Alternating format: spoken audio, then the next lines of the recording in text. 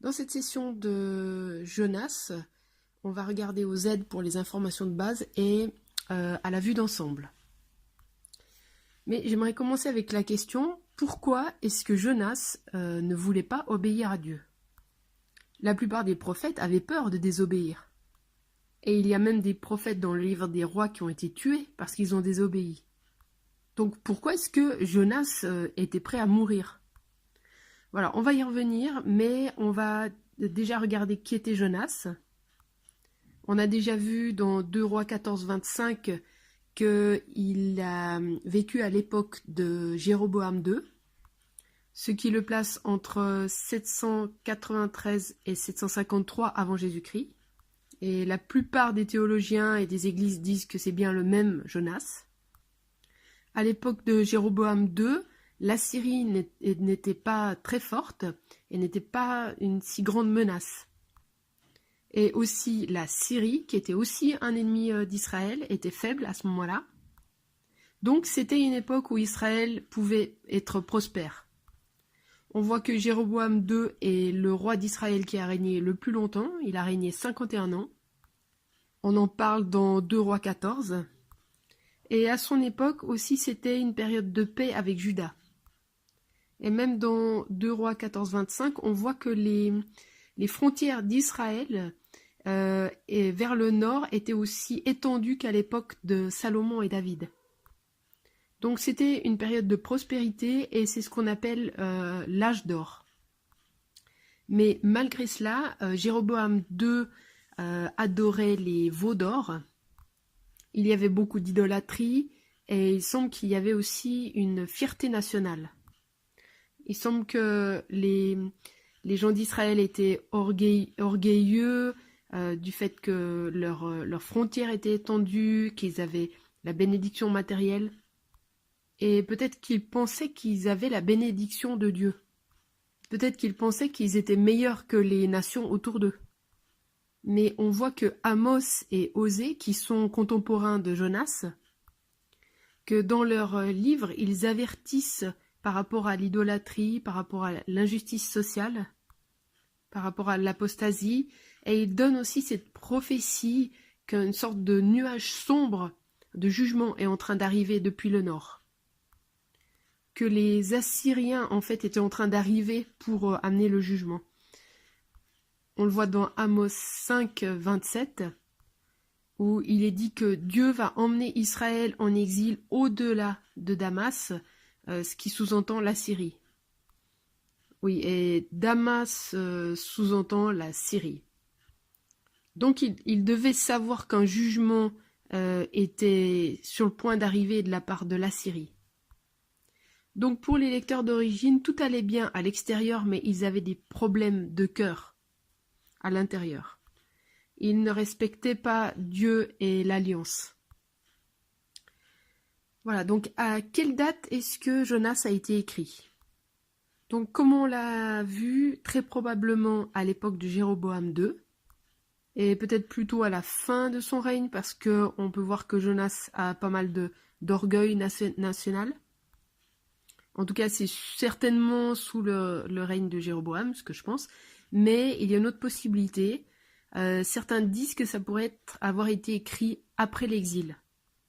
Et un des arguments principaux pour dire cela, c'est que dans Jonas 3, Ninive est décrite comme une très grande ville et que ça prend 3 jours de marche pour la traverser. Et certains ont dit, mais ça, c'était le cas seulement à l'époque de Sennachérib. Et aussi dans Jonas 3.3, il est dit que Ninive était. Donc en utilisant le passé, mais si on regarde tous les verbes de Jonas, ils sont au passé. Un autre argument qui est avancé, c'est que l'araméen qui est utilisé est une forme plus tardive. Et aussi qu'il n'y avait pas de roi de Ninive. Mais ça pourrait aussi être traduit par gouverneur. Et par rapport au fait qu'il fallait 3 jours de marche pour traverser Ninive, on pourrait aussi le comprendre qu'il fallait 3 jours pour aller dans chaque zone de la ville. Ou on peut penser que c'est lié aux pratiques d'hospitalité du Proche-Orient, où le premier jour on arrive, le deuxième jour on fait ce qu'on a à faire et on se repose, et le troisième jour on part. Ou peut-être ça pourrait être lié au fait que Ninive était le nom utilisé pour 4 villes, un groupe de 4 villes, et donc que ça prenait 3 jours pour aller dans toutes ces villes. Et par rapport à l'argument de l'influence araméenne, des études récentes ont montré que du fait que Jonas vivait au nord d'Israël, il avait beaucoup plus d'influence, il était beaucoup plus influencé par l'araméen que ceux qui vivaient en Juda. Voilà, donc c'est des arguments sur lesquels vous pouvez vous pencher, mais je pense que le plus probable, c'est que les lecteurs d'origine vivaient à l'époque de Jéroboam II. Mais à cause de ces questions et à cause du fait que les gens ne peuvent pas croire qu'un homme a pu vivre 3 jours dans le ventre d'un poisson et qu'une ville entière se repente, Jonas a été considéré comme une allégorie ou une parabole. Mais pour plus d'informations à ce sujet, vous pouvez regarder le document sur le site web qui s'appelle Arrière-plan historique de Jonas et bribes littéraires. Mais il est important de noter que Jésus a considéré l'histoire de Jonas comme une vraie histoire. Il en parle dans Matthieu 12, 38 à 41 et dans Luc 11, 29 à 30. Donc par rapport au style de Jonas, c'est un style très différent des autres petits prophètes. Parce que les autres parlent principalement des prophéties, des paroles qui ont été données, alors que dans Jonas, il n'y a qu'une seule prophétie, et ça se trouve au verset 4 du chapitre 3. Jonas parle davantage des événements ou de ce qu'il fait. C'est plus comme Élie et Élisée dans le livre des rois. Ça parle plus de ce qu'ils ont fait. Le livre de Jonas est aussi unique dans le sens qu'il termine avec une question, sans donner de réponse, et il fait cela pour laisser réfléchir l'auditoire et pour souligner le point principal du livre. Les observations clés sont les contrastes. Par exemple, on voit l'attitude de Jonas et la manière dont il réagit, en contraste avec la manière dont les marins se comportent, ou par exemple la perspective de Jonas sur Ninive, en opposition avec celle de Dieu. Une autre observation, ce sont les émotions. Par exemple, au chapitre 1, on voit les marins qui ont peur, alors que Jonas a une attitude d'apathie, de colère, et même dans tout le livre d'ailleurs, de colère et une mauvaise attitude.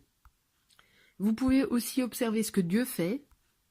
Si on pense aux lecteurs d'origine, si on se met à leur place, on peut penser au fait que les rois d'Israël n'ont quasiment jamais suivi la voix de Dieu. Ils n'ont jamais réellement écouté un prophète, alors qu'un roi païen écoute un prophète étranger. Les thèmes clés sont le caractère de Dieu. Par exemple, on voit beaucoup la compassion de Dieu dans ce livre. On voit la compassion de Dieu sur les marins au chapitre 1, on voit sa compassion sur Ninive et sur Jonas plusieurs fois aussi. Il le sort du ventre du poisson, il lui donne même cet arbre. Et on voit aussi la souveraineté de Dieu. On voit ce qu'il fait sur la nature, sur les nations, sur Jonas, etc. Et on voit le caractère de Jonas en opposition avec les autres caractères qui sont dans le livre. On voit que d'une certaine manière, les marins et les habitants de Ninive, qui sont païens, réagissent mieux que Jonas, qui est le prophète de Dieu. Donc l'idée générale de ce livre, c'est que Dieu déploie sa compassion sur toutes les nations.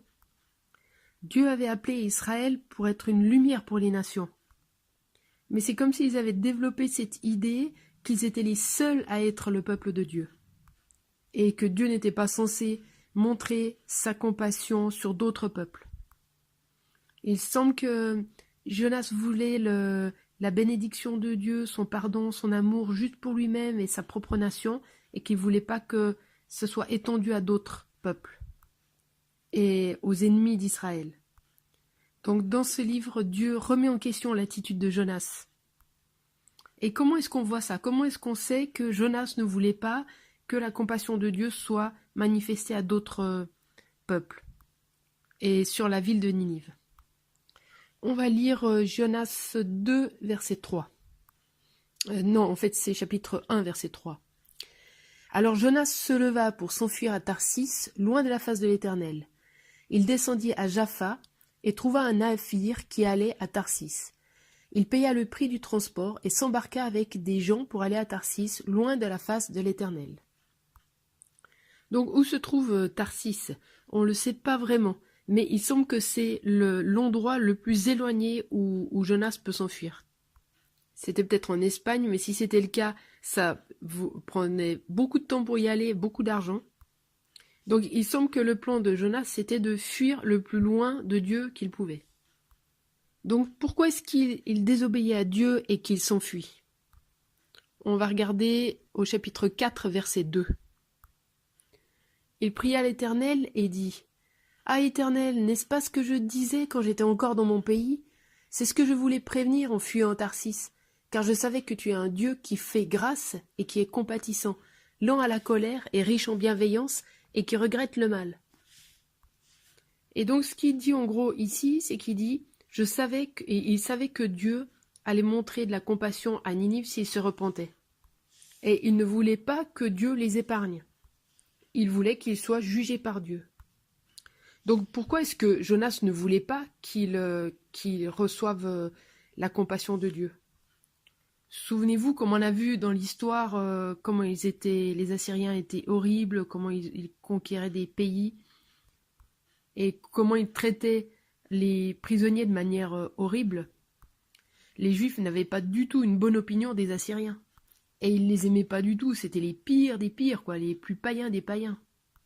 Et donc Jonas ne voulait pas que les Assyriens aient une occasion de se repentir et d'obtenir la grâce de Dieu. Jonas trouvait qu'ils étaient trop horribles et qu'ils ne méritaient pas de recevoir la grâce de Dieu. Et le fait que Dieu l'envoyait vers eux, il savait que Dieu leur donnait une chance de se repentir. Et certainement que Jonas connaissait ce que le message d'Amos et d'Osée par rapport à ce jugement qui venait du nord. Et il savait que Dieu allait utiliser l'Assyrie pour amener un jugement sur Israël. Et peut-être que Jonas était nationaliste et qu'il ne voulait pas qu'une autre nation bénéficie de la grâce de Dieu. Mais Dieu voulait enseigner d'autres choses à Jonas, à la nation d'Israël et aussi à Juda. Par rapport à sa compassion, à son cœur, qu'il veut sauver les gens. Dieu voulait que Jonas et aussi les lecteurs d'origine se détournent de leurs préjugés raciaux, qu'ils comprennent qu'il étend sa compassion sur qui il veut, même sur les ennemis d'Israël, et que les gens d'Israël ne peuvent pas le limiter ou le contrôler. Il démontre sa miséricorde à qui il veut.